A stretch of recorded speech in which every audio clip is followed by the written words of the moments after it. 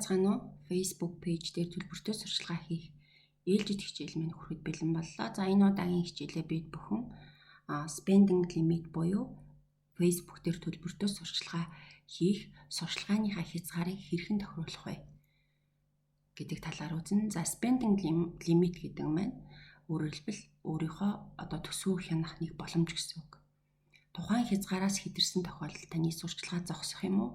Аль нэгэн байдлаар танд мэдээлэл ирнэ гэсэн үг.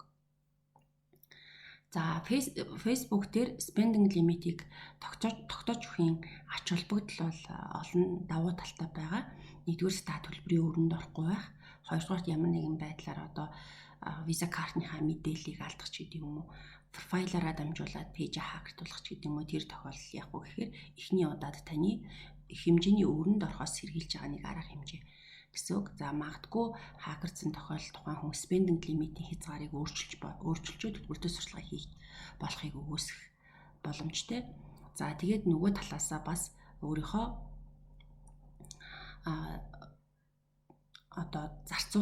төсвийн зарцуулалтыг хянж өгч байгаа нэг хэлбэр байгаа юм. За ингээд spending limit руу яаж орох вэ гэхээр за мэдээж суурин компьютер дээрээс буюу ноутбук дээрээсээ Ads Manager-ээр дамжаад орно. За энэ дээрээ оронгууд тэгээ оронгууд энэ дээлэлт нь 3 цэг байгаа. Ads Manager-ийн хяналтын самбар дээр энэ 3 цэг дээрээ дарангууд дээш ингээд томруулахаар Billing гэж байгаа. Billing. За энэ Billing дээрээ дараад Billing дээр дарангууд үндсэндээ бол энэ төлбөр төлөлтийн тохиргооны цонх руу орж ирнэ. За төлбөр төлөлтийн тохиргооны цонхны Payment Settings хэсэг дээрээ дарчиж болно.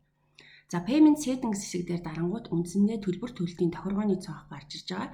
Энэ төлбөр төлөлтийн тохиргооны цонхны энэ хэсэг дээр байгаа Account Spending Limit гэсэн тохиргоо байж байна. За энэ дэр миний хувьд бол $100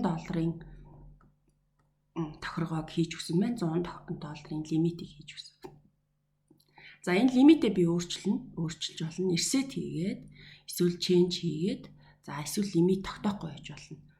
За reset хийчих юм бол минийх буцаагаад энэ $100 лимитэнд хүрсэн байгаа.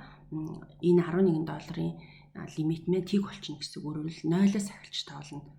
За remove хийж болно. Тэгэхээр миний account spending limit-ийн хязгаар нь алга болчихно. За хязгаар нь устчихна гэсэн үг. За шинээр би лимит тогтоож болно. Set limit. За үндсэндээ бол тухайн хугацаанд за хизээ $100 лимит хүрнэ. Тэр үед миний надад мэдээлэл ирүүлэх ч гэдэг юм уу. Аль эсвэл сурчлагыг минь зогсоох юм үйлдэл хийн гэсэн. За тэгээд account spending limit update хийгээд даан хийгдсэн баа. За тэгээд дахиад шинээр ингээд refresh хийгээд уншуулахаар за миний $100 лимит тогтож өгөөд ахиж тоолж өгнө. За тэгэхээр account spending limit-ийг бас та бүхэн өөрийнхөө payment settings хэсэг дээрээ тохиргоог нь бас хийж ашиглах хэрэгтэй байх нь. За анхаарал хандуулсанд баярлалаа.